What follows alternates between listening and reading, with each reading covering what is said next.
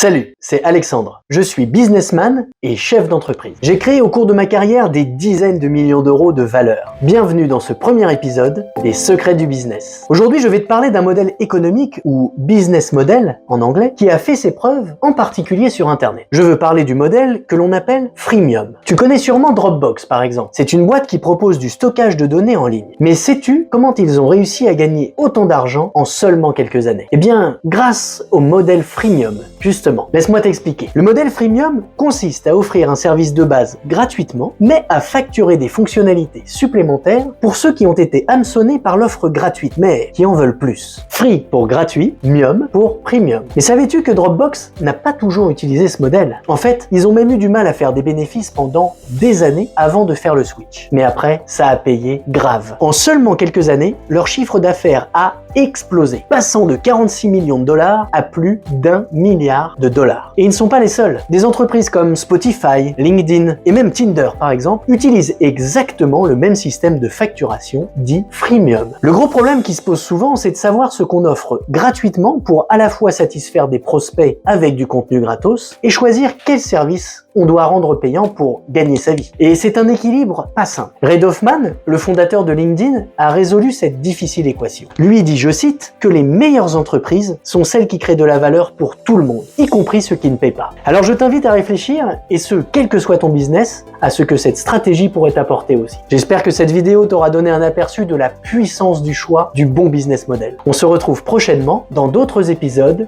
de Secrets du business.